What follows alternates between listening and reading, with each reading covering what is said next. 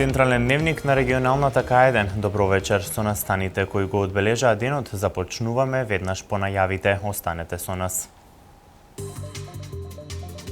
Владата ќе доделува грантови за лица со инвалидитет за отворање на сопствен бизнис.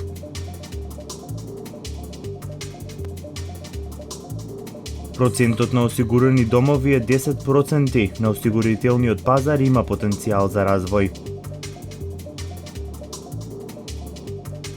Заврши интернационалниот фолклорен фестивал Велес 2015.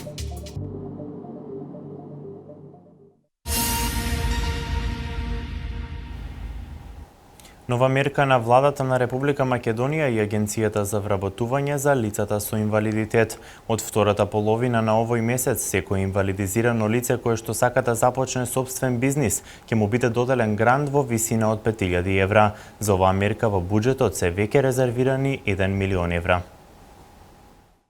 8.000 евра грант е вкупната сума за старт на нов бизнис за инвалидизирани лица. Новата мерка која ја најави премиерот Груевски. Од втората половина на месецов Агенцијата за вработување на Република Македонија со посредство на владата на секое инвалидизирано лице кое што сака да започне собствен бизнис ќе му понуди 5000 евра грант, а доколку вработи уште двајца, уште по 1500 евра грант за секое од нив.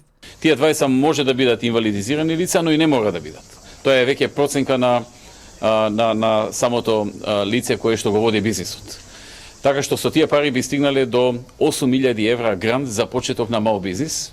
Во буџетот за оваа година се резервирани 1 милион евра за оваа намена, а доколку се случи да има голем наплив на добри проекти кои ќе бидат прифатени и ќе почнат да се реализираат, ќе се додадат уште средства. Планирано е со оваа мерка вработување во јавниот сектор да добијат околу 300 лица. Следната година повторно ќе се стават средства во буџетот за оваа намена, така што ова ќе биде помош на оние инвалидизирани лица кои што чувствуваат дека може да започнат бизнис, кои што имаат добра бизнис идеја, добар бизнис план и кои што сакаат да влезат во една таква операција. Владата и досега нудела поволности за инвалидизирани граѓани, како преку приватниот сектор, така и во државните фирми. Преку Македонски шуми веќе се вработени над 200 вакви лица, а за стотина други постапката е се уште во тек.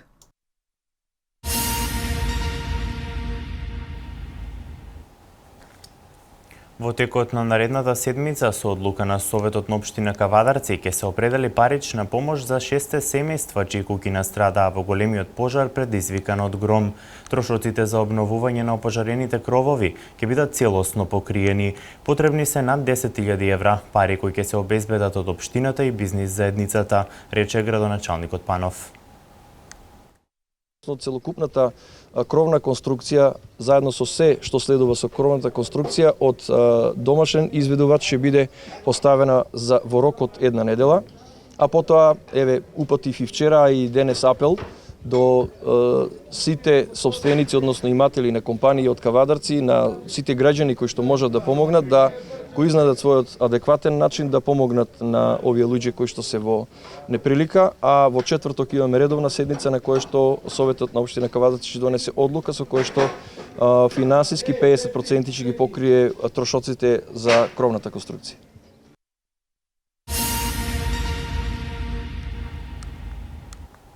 Како резултат на елементарните непогоди што во изминатиот период го погодија Балканот, македонските граѓани се повеќе се интересираат за осигурување на своите домови. Како резултат на стравот од природни непогоди, кај некои од осигурителните компании пораснал бројот на продадени полиси за осигурување на домовите, но се уште се чувствува потребата за подигање на јавната свест.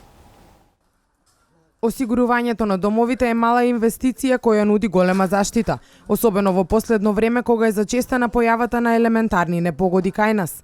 Фактот дека само мал дел од домовите во Македонија се осигурани укажува на потребата од подигање на културата за обезбедување на домакинствата. Громот кој неодамна предизвика пожар во Кавадарци и уништи 3 куќи ќе биде дополнителен мотив граѓаните сериозно да размислат навреме да се осигураат. Во иднина планирам да ги осигурам куќите и се гледа како е во немил настан пожар едно друго. Би требало и планираме да го осигураме дома. Тоа се секако ќе биде, иначе не осигурано никој не гарантира ништо. Осигурителниот пазар кај нас има потенцијал за развој. но според представниците на осигурителниот бизнис, на населението му е потребна поголема едукација. Од осигурителните компании велат дека расте свеста кај граѓаните за осигурување на своите домови, но процентот на домовите осигурани од елементарни непогоди е се уште мал. Според статистиката, со 10% осигурени домови, Македонија е меѓу последните земји во регионов, додека пак на прво место е Словенија. На врвот на листата на топ 100 компании во регионот, во делот на осигурувањето се наоѓа токму словенечка осигурителна куќа.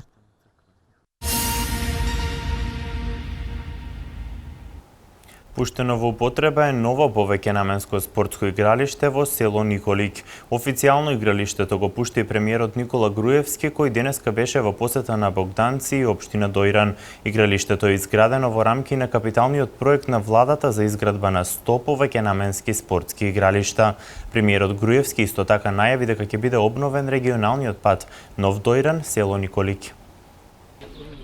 Големата владина програма за изградба, ревитализација и модернизација на спортско-рекреативните капацитети ширум државата значеше големи инвестиции во објекти од овој вид. Спроведени или во фаза на реализација се повеќе проекти. Се изградија 50 фудбалски игралишта за голем фудбал ширум цела Македонија. Се градат 180 спортски сали низ целата држава, од кои што околу половина се изградени или неколку од нив се само во финиш на градба. Се градат 120 тениски терени, повеќе од пола се готови. Се градат 100 повеќенаменски спортски игралишта, исто така поголем дел веќе се завршени, со кои го враќаме спортот назад на агендата на сите млади луѓе.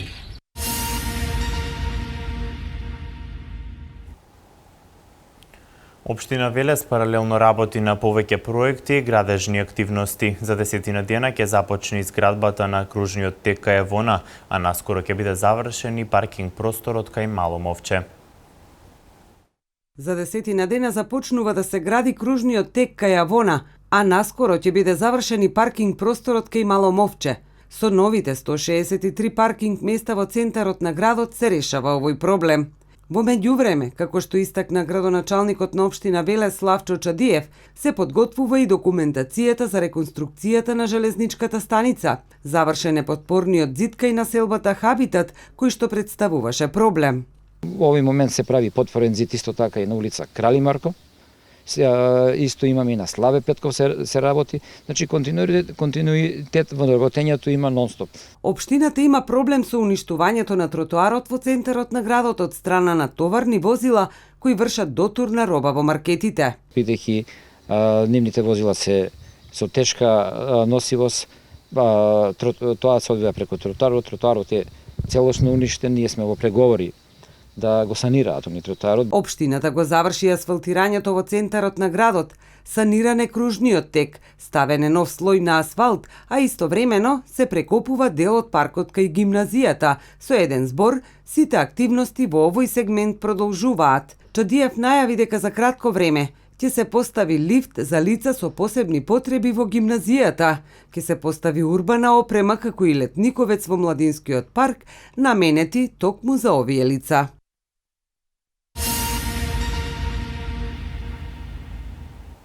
Градска куќа во Велес ќе има, но поради големата руинираност, реконструкцијата ќе биде во повеќе фази. Локалната самоуправа не се откажува од овој проект. Градската куќа во Велес чека подобри времења. Во моментов истата нема да се реконструира, но локалната самоуправа не се откажува од овој проект. За одложената реконструкција на градската куќа, која се уште е во низиното старо руво и големиот степен на руинираност, градоначалникот Чадиев потенцираше дека стариот објект би се реконструирал по долг временски период, бидејќи истиот е оштетен многу повеќе од колку што тие претпоставувале. Со оглед на тоа каква е состојбата моментална на зградата, бидејќи се потребни поголеми оперативни захвати, односно санациони захвати. Ние изготвуваме проект кој што проект мора да помине из неколку фази за да биде дефиниран и кога ќе биде завршен сиот тој проект ќе пристапиме кон реализација на тоа што го ветивме дека тоа ќе биде сепак градска куќа. Општина Велес пред 2 години го превзеде официрскиот дом со површина од околу 2.500 метри квадратни. Во иднина на официрскиот дом ќе стане градска куќа каде ќе се одржуваат сите општински манифестации, ќе се примаат домашни и странски делегации, а тамо ќе биде сместена и службата за склучување на бракови.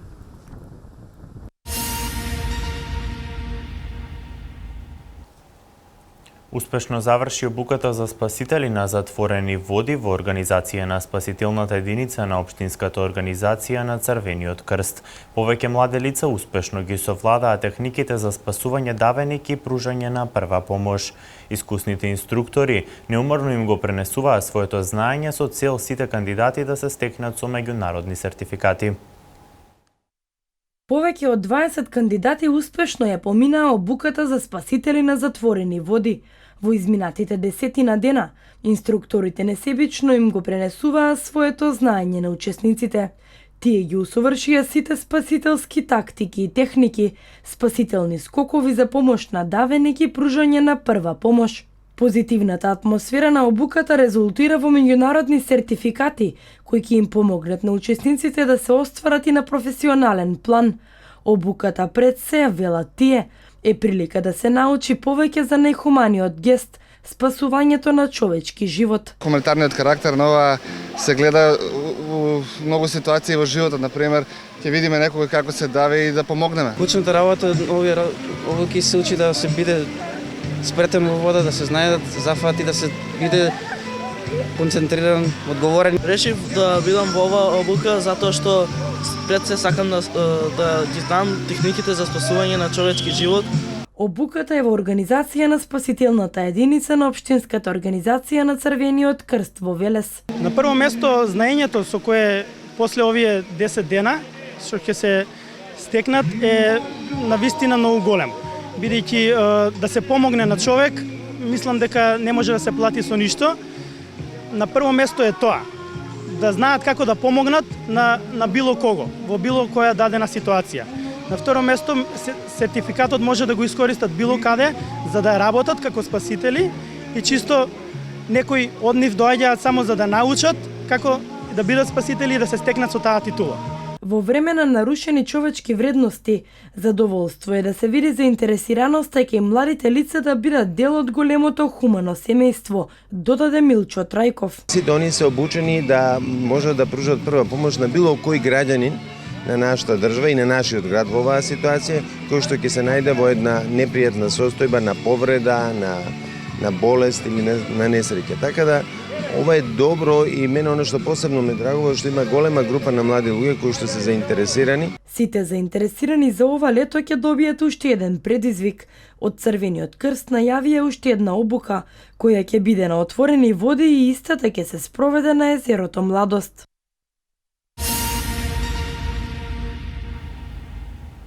Велес е израз на најголемото богатство на народите, нивните традиции, обичаи и нивниот дух, рече организаторот на интернационалниот фолклорен фестивал Велес 2015, господинот Томе Јаневски, на вчерашното свечено затворање на 12-тото фестивалско издание. 5 фестивалски вечери велешани беа дел од традициите на 11 странски ансамбли и домашни фолклористи. На сцената на амфитеатарот во Младинскиот парк во Велес вчера вечер се одржа последната фестивалска вечер од 12-тиот интернационален фолклорен фестивал Велес 2015. Фестивалот годинава имаше рекорден број учесници. 5 последователни вечери Велес беше центар на фолклорот, а многобројната публика имаше можност одново да ужива како во народните танци на домашните ансамбли, така и во изведбите на гостите од 8 земји, кои преку танц ги представија нивните народни традиции. По 12-ти пат Интернационалниот фолклорен фестивал Велес покажа дека е настан што умее да го запре времето и да го исполни просторот со звуци, бои и насмевки, да го претвори Велес во центар на мултикултурните вредности на светот. Виножито исплетано од фолклор, забава, насмевки, подадени раце за пријателство, стои како круна над Велес. Фестивалот меѓу другото беше 5-дневно подарено задоволство, рече градоначалникот Чадиев, упатувајќи благодарност до учесниците на фестивалот. Овие денови бев горд што од името на граѓаните на Велес имам можност да бидам ваш домаќин. Горд сум и на вас, драга публико, што со своето масовно присуство ја покажавте својата гостолюбивост и својата добронамерност. Од организациониот одбор го изразија своето задоволство за уште едно успешно издание на фестивалот, со надеж дека секој си заминува со спомен кој ќе биде доволен мотив за повторна средба идната година. За нив, како што потенцираа, најголем поттик и во иднина да го градат овој фестивал како незаменлив културен бренд кај нас е велешката гостопримлива публика.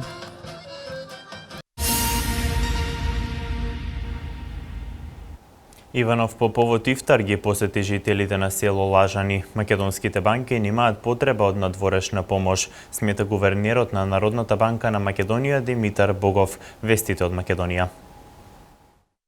На покана на градоначалникот Боше Милошевски и од местното население од муслиманската вероисповед во село Лажани, председателот на Република Македонија Ѓорги Иванов присуствуваше на ифтар на вечера по зајдисонце за време на постите.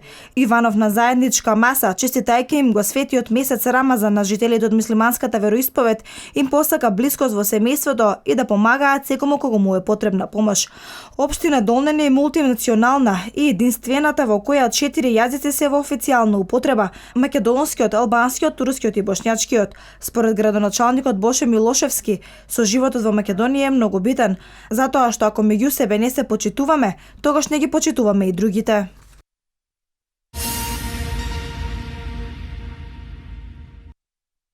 Според гувернерот на Народна банка на Македонија Димитар Богов, македонските банки немаат потреба од надворешна помош за да го превенираат евентуалното влијание од кризата на Грција.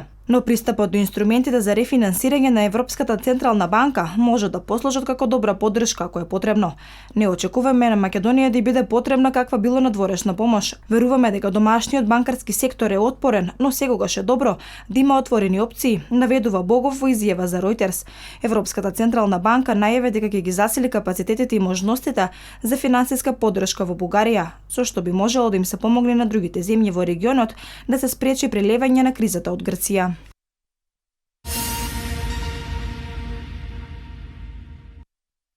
Паркот на ветерни електрани Богданци влезе во редовно производство на електрична енергија, откако целосната опрема и нејзините перформанси претходно ги поминаа сите процедури на тестирање. Ова е прв капацитет во земјата кој користи ветер како погонска сила и за време на тест периодот испорача над 135.000 мегават часеви електрична енергија. 16 ветерници само во првите 6 месеци оствариле 70% од планираното производство за годинава. Ветерниот парк со природно одржлива енергија веќе ги снабдува преку 60.000 граѓани или еден поголем град во Македонија. Паркот на ветерници Богданци е капацитет вреден 55,5 милиони евра.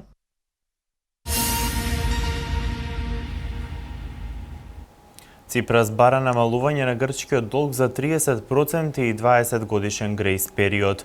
30.000 евра нуди полицијата во Албанија за да се најдат убиците на двајцата чешки туристи. Вестите од светот.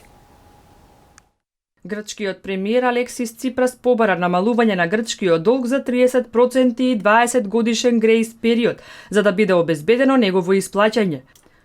Ципрас рече дека извештајот од Меѓународниот монетарен фонд ја има истата суштина. Меѓународниот монетарен фонд прогнозира дека може да биде неопходно отпишување на дел од долгот на Грција, бидејќи земјата нема да биде во состојба да го отплаќа поради понатамошно ослабување на структурните реформи и пат на правичниот буџетски дефицит.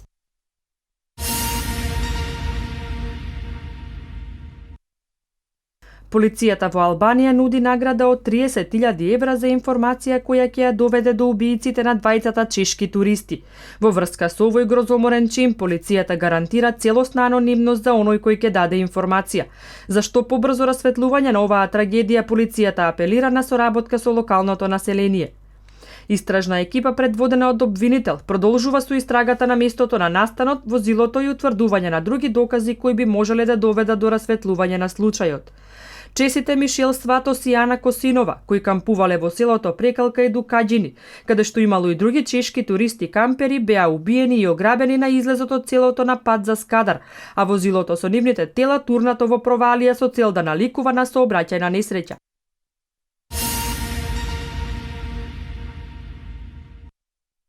Во Грција денес околу 10 милиони грци се изјаснуваат на референдум за предложената спогодба со доверителите, која предвидува дополнителни реструктивни мерки за штедење во замена за финансиска помош за спасување на економијата. Првите прелиминарни резултати, како што е најавено, ќе бидат објавени околу 21 часот. Грчкиот премиер Алексис Ципрас денеска изјавил дека неговата презадолжена земја е одлучна во тоа да донесе одлука за сопствената судбина во еврозоната. На гласачкото место Ципрас бил дочекан со овации и повиците "Охи, охи", што значат не, пренесувам ја. Референдумското прашање гласи дали да се прифати нацрет спогодбата што ја представи Европската комисија, Европската централна банка и Меѓународниот монетарен фонд на состанокот на Еврогрупата на 25 јуни и која се состои од два документи, а сочинуваат еден предлог. Првиот документ е насловен "Реформи за довршување на актуелната програма" и после неа, а вториот е прелиминарна анализа на одржливоста на долгот.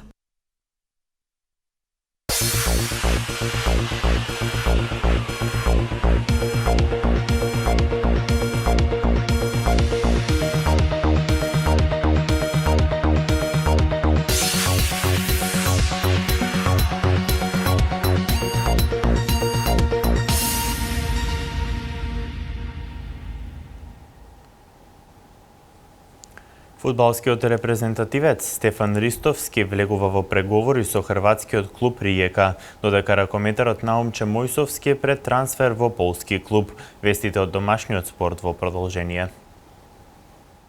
Фудбалскиот репрезентативец Стефан Ристовски влегува во преговори со хрватскиот клуб Риека, кој е сериозно заинтересиран за неговите услуги. Покрај Латина, која му нуди 3-годишен договор, сега и Риека загриза за македонскиот интернационалец.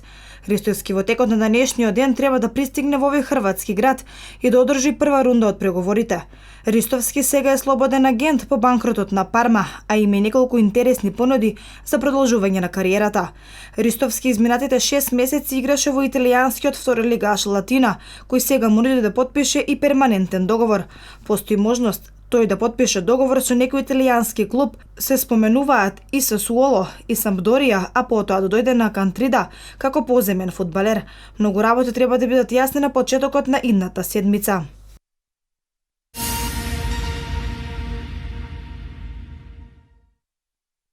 Македонскиот репрезентативец, ракометарот Наумче Мојсовски, е пред трансфер во полскиот вице-првак Висла Плоцк, открива македонски спорт. Можам да кажам дека Висла Плоцк во моментов е најсериозната опција за мене за продолжување на кариерата, изјави Наумче Мојсовски за македонски спорт, додавајќи дека договор се уште нема постигнато, но разврска во сегаш случај ќе има наскоро. Македонскиот репрезентативец минатата сезона ја почна во Металург, а ја заврши во Ал Лахвија од Катар.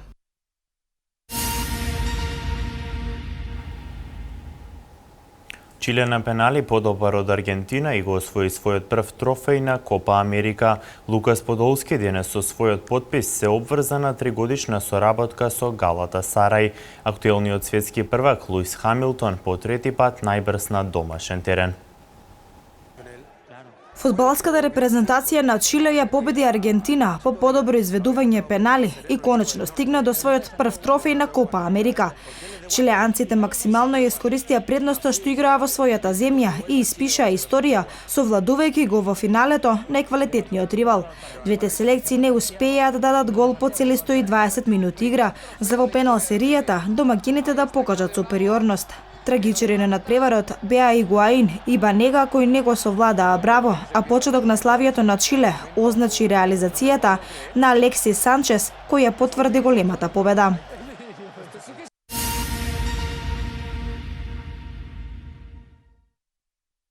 Галатасарај, шампионот на Турција, доби големо засилување во нападот за следната сезона.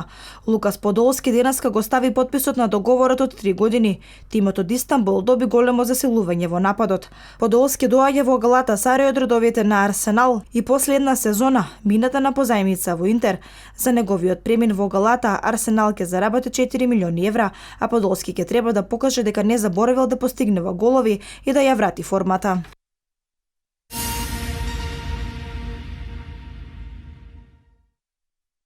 Трета победа на домашно тло за Луис Хамилтон. Актуелниот светски првак беше најбрз на домашен терен на патеката Силверстоун на денешната трка за големата награда на Велика Британија. Хамилтон стигна до првото место во 22-иот круг од трката и потоа успешно ја чуваше, минувајќи прв низ целта. На втората позиција се пласираше Нико Росберг со заостанување од 10,9 секунди, а на подиумот искачи и Себастијан Фетел како трето пласиран. На четвртата позиција се најде Филипе Маса. Луис Хамилтон ја оствари петата победа оваа сезона, се засврци на врвот во генералниот пласман со 194 бода.